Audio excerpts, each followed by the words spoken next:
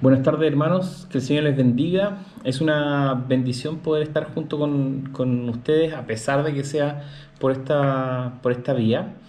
Eh, Todos hemos estado atentos a lo que está pasando en Chile y obviamente hemos estado orando por eso. Y de alguna forma esto está afectando nuestra manera de reunirnos. Comentábamos que tanto para el grupo casero de Estación Central como para el de Florida son grupos caseros bien especiales porque a diferencia de otros grupos caseros que normalmente están alrededor de el lugar donde se reúnen, en el caso de estos dos grupos caseros, en realidad vienen hermanos de diferentes comunas. Tenemos más de 11 comunas representadas en estos dos grupos caseros. Por lo tanto, el transporte es un poquito difícil, sobre todo viviendo las circunstancias que hemos estado viviendo en este último tiempo. Dicho eso, entonces acordamos con los líderes y Timoteos de estos dos grupos caseros de poder enfocarnos en hacer grupos caseros en las casas, aprovechando ya esta dinámica que llevamos aproximadamente 2 o 3 semanas reuniéndonos en casa. Y yo quisiera compartir primero con ustedes el versículo 42 del libro de Hechos, Hechos 2, 42, dice: y perseveraban en la doctrina de los apóstoles, en la comunión unos con otros, en el partimiento del pan y en las oraciones. Entonces aquí nos hablan, en Hechos nos describe la iglesia primitiva y en particular en este caso nos da luces de cómo la iglesia primitiva perseveraba en el caminar en Cristo. Y menciona que ellos perseveraban en la doctrina de los apóstoles, perseveraban en la comunión unos con otros, perseveraban en el partimiento del pan y perseveraban en las oraciones. Entonces, estos cuatro elementos deberían estar de manera natural dándose en nuestra comunión. Deberíamos tener doctrina siempre, siempre deberíamos ir a buscar en la palabra, poder reflexionar en la palabra, estudiar la palabra del Señor y mucho más cuando estamos juntos. Luego perseveraban en la comunión unos con otros. El tomar una oncecita, el que cada uno lleve un juguito o algo, lo que sea, no, la comunión no es importante por las cosas que comemos o por lo que compartimos, sino más bien por las personas con las que compartimos. Podemos compartir desde un vaso de agua hasta alimentos, pero la comunión debe ser parte importante de nuestro relacionamiento en los unos con los otros. Luego, en la iglesia primitiva perseveraba en el partimiento del pan. Esto es algo que aún no lo hemos hecho con mucha habitualidad. Nosotros normalmente compartimos la cena del Señor una vez al mes en la reunión, pero sin prejuicio de eso podríamos compartir y podríamos cenar en cada grupo casero. Debemos cenar la cena del Señor, tomar la cena del Señor todas las veces que fuera que pudiéramos hacerlo, porque de esa manera conmemoramos la muerte de Jesucristo, el sacrificio que hizo por nosotros, pero también anunciamos su venida. Y finalmente, en las oraciones, no puede faltar en ninguno de nuestros grupos, en ninguna de nuestras instancias, las oraciones. Entonces, perseveremos, al igual que lo hacía la iglesia primitiva, en estos cuatro elementos: que haya oración, comunión, doctrina y partimiento del pan. En ese sentido, todos ustedes tienen un apunte y en ese apunte la idea es que lo podamos utilizar de la manera correcta. Vamos a estudiar la palabra y hoy vamos a ver el tema número 1. Yo sé que algunos grupos pequeños ya vieron el tema 1, pero vamos a hacer un pequeño repaso y la idea es que podamos generar reflexión, comentarlo, tener comunión a través de este estudio y poder abrir nuestros corazones. ¿Cómo usar el material que ustedes tienen? Primero, orar. Cada grupo debería tener un tiempo para orar. Lo que hemos estado haciendo en cada uno de los grupos es tener unos 10 a 15 minutos de oración personal. Luego tenemos tiempo para abrir nuestras necesidades y si dentro de esas necesidades hay alguien que esté necesitando oración, bueno, oramos por esa necesidad. Una vez que tenemos un tiempo de oración, por supuesto que esta es una estructura propuesta, no necesitan seguirla al pie de la letra, pero al menos que en su reunión existen estos 4 elementos. Primero, oración. Luego vamos a estudiar la palabra. Y en estudiar la palabra siempre es útil que entre todos los hermanos puedan leer los versículos y los textos bíblicos que estamos mencionando y luego pueden discutir a través de eso. Yo sugiero que en esta oportunidad tengan un tiempo de oración primero y luego vean este pequeño video con la reflexión de la palabra que voy a entregar y luego compartan entre ustedes. También para la semana siguiente vamos a tener varias tareas, por lo tanto es importante que todos podamos estar compartiendo. Entonces, primero oración, luego lectura o desarrollamos el tema y finalmente compartimos los unos con los otros. Bien. Vamos al tema que estamos viendo o que vamos a estar viendo durante todo este mes, y el texto base que estamos estudiando es el libro de Hebreos, particularmente el capítulo 11 y el versículo 1. El tema es la fe y la pregunta para esta semana es ¿qué es la fe? ¿Qué es fe? Y el versículo 1 del capítulo 11 de Hebreos dice que es pues la fe, la certeza de lo que se espera y la convicción de lo que no se ve.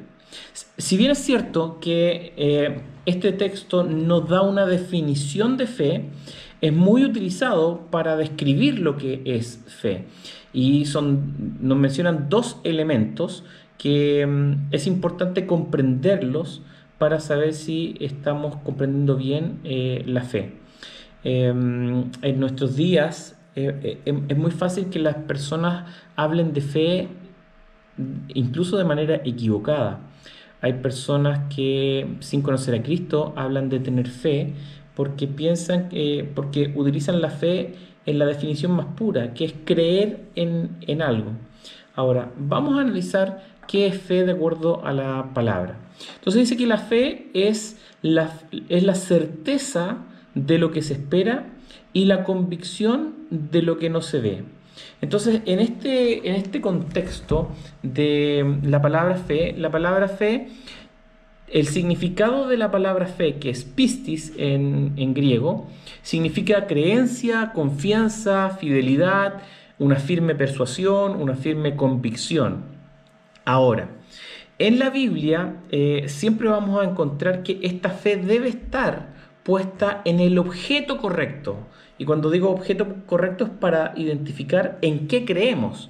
Entonces, el concepto de fe es fe en Dios. Recordemos que este análisis o este estudio bíblico sobre fe está enmarcado dentro del estudio bíblico de los principios elementales de la doctrina de los apóstoles. Y esto es Hebreos 6:1. Y el primero de esos es arrepentimiento de obras muertas y el segundo es fe en Dios. Entonces, la doctrina de los apóstoles nos dice que un elemento fundamental para el creyente es tener fe en Dios. Noten que no es fe cualquiera, sino que fe con un apellido, es fe en Dios. ¿Y por qué fe en Dios? Porque yo podría tener fe en mí mismo. Podría tener fe en que se van a dar ciertas condiciones sociales. Podría tener fe en el gobierno. Podría tener fe en una persona. Pero la doctrina o la base fundamental es tener fe en Dios. Es decir, la fe bíblica no es creencia en el yo o en el hombre, sino la fe bíblica tiene que ver con tener fe en Dios, con creerle a Dios. Entonces, la fe está puesta siempre en Dios. Cuando nosotros tenemos fe en cualquier otra cosa distinta de Dios, entonces podríamos estar incluso hablando de una fe muerta. El capítulo 11 de Hebreos muestra con claridad que la fe verdadera mostrada por Abraham, Moisés, Rahab y otros que le llamamos héroes de la fe, fue una confianza total en Dios. En Dios fue que ellos confiaron. Por lo tanto, Dios es digno de confiar y solo en Él confiamos. Entonces, el primer punto es decir que la fe tiene que estar puesta en Dios. Y esto es muy importante y puede parecer algo muy simple, pero hay muchas personas que confían o tienen fe en sucesos, acciones, personas.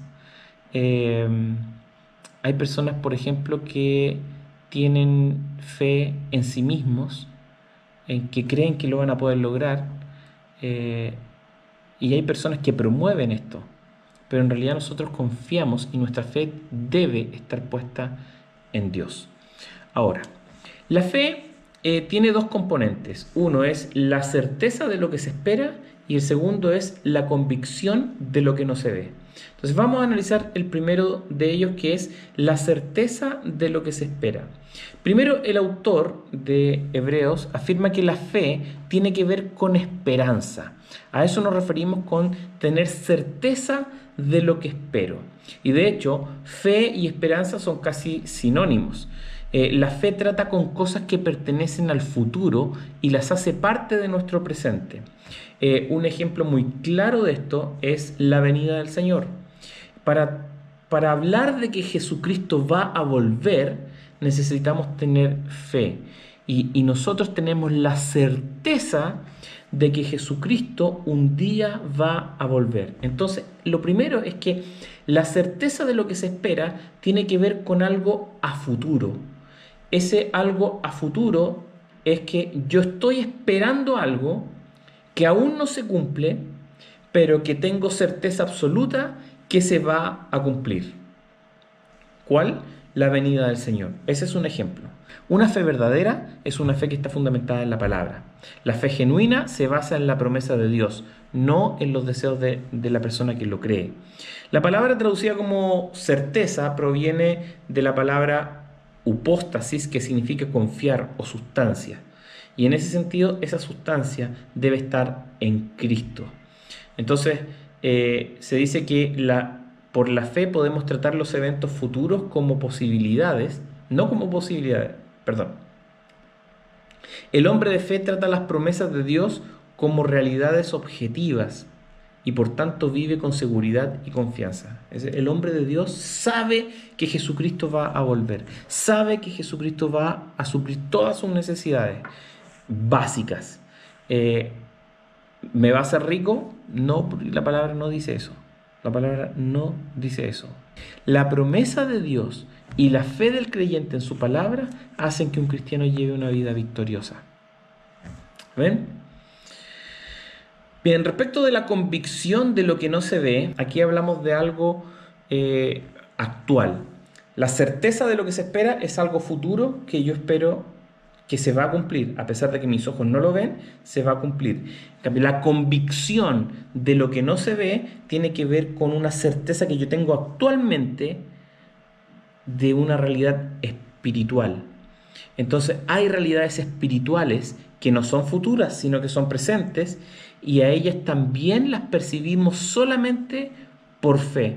Es decir, sé que Dios está aquí, en medio nuestro, porque su palabra dice que donde hubieran 2 o 3 reunidos en su nombre, Él estaría en medio. Entonces, cuando hay 2 personas o 3 personas que se reúnen en el nombre de Jesús, tenemos certeza de que Cristo está ahí. Y por lo tanto vamos a tener comunión porque Cristo está ahí. Y tenemos convicción plena de que eso ocurre. ¿Vemos a Cristo? No. Puede que lo sintamos, sí. Puede que no lo sintamos, sí. Pero sea que lo sintamos o que no lo sintamos, tenemos convicción de que Él está ahí. Es una convicción.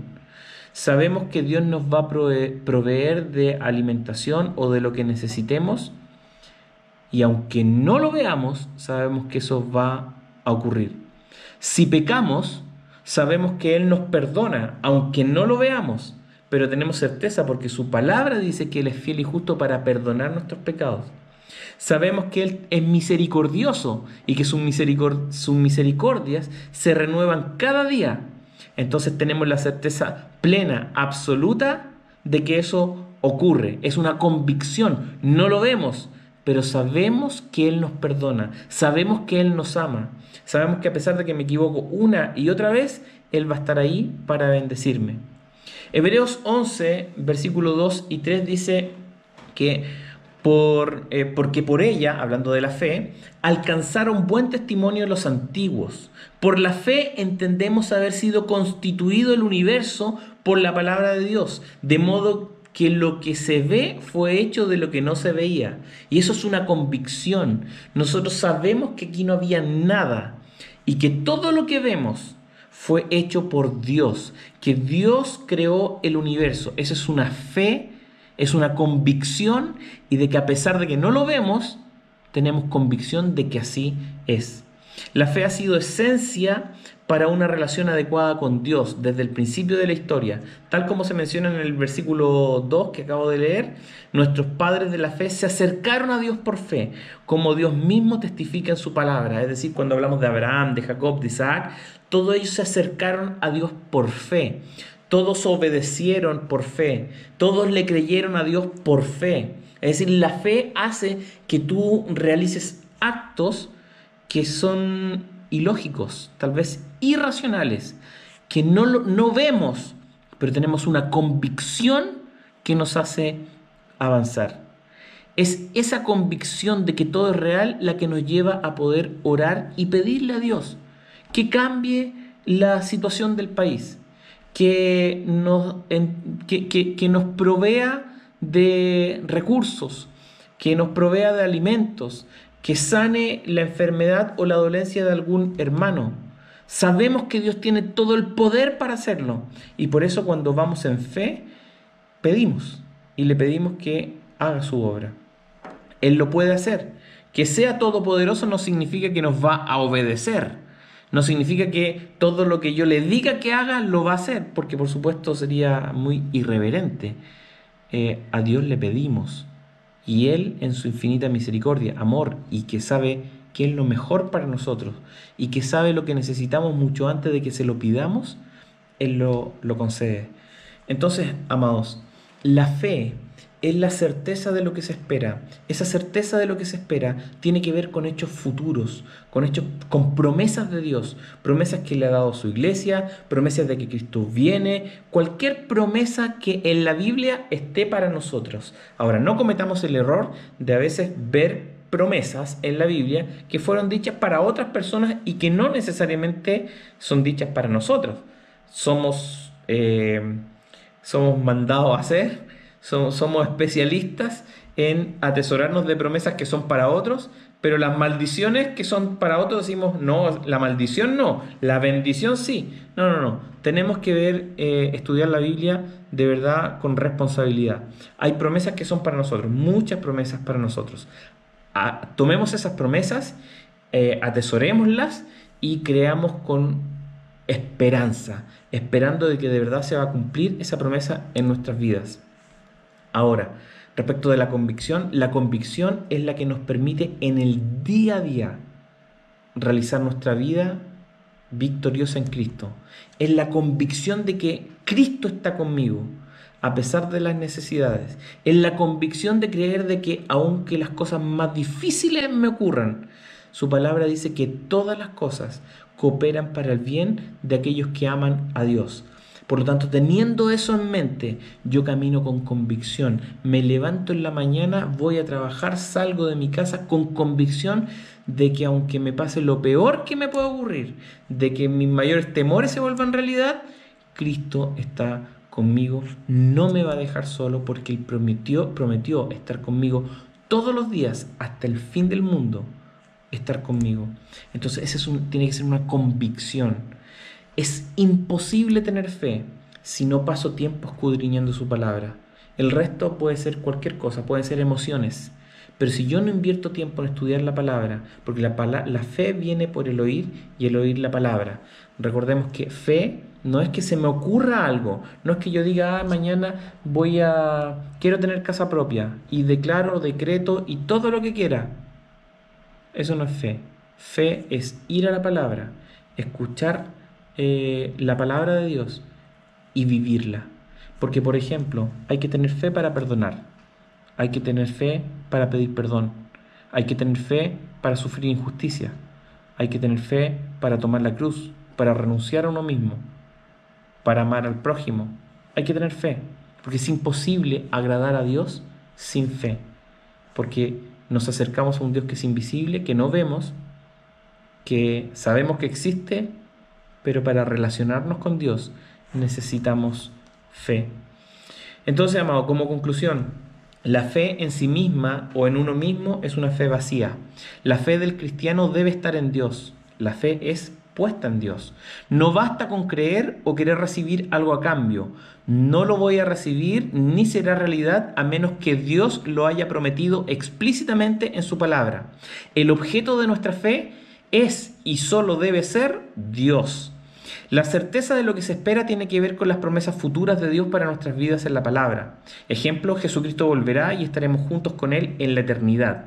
Transformará nuestros cuerpos corruptibles en incorruptibles. Para eso hay que tener fe.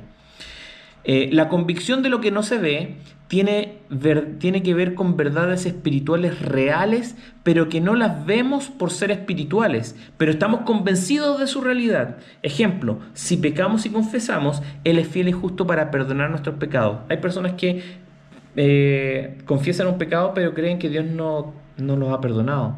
Eso es falta de fe, porque su palabra dice que Él nos perdona. Él es fiel y justo para perdonar. No vemos el perdón, pero tenemos total convicción que Dios nos perdona de nuestros pecados y que su misericordia para con nosotros se renueva a cada día. Dos cosas para terminar.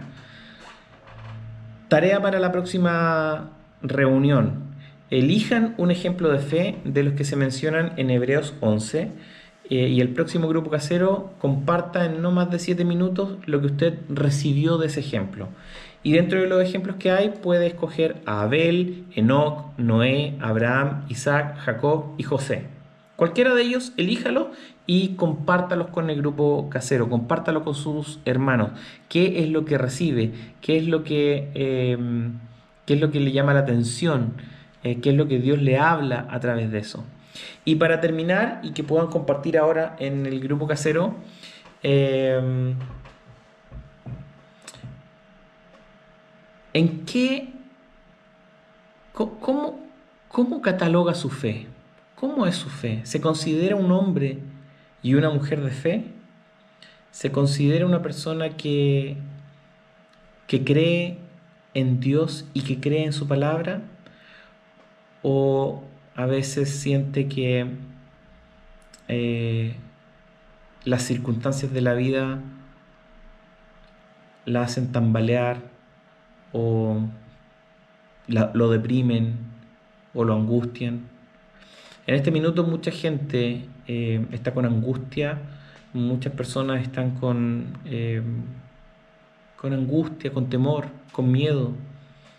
Y lo único que puede hacer la diferencia en sus vidas es Dios a través de Jesucristo. Y nosotros estamos reflejando que somos personas que creemos en Dios, que de verdad creemos que nuestra bendición proviene de Él, que nuestro sustento proviene de Él, o a veces dudamos y pensamos que la situación social de verdad nos puede afectar y que eso podría estar lejos de la mano de Dios. Nada está lejos de la mano de Dios, todo está con Él. Déjenme orar.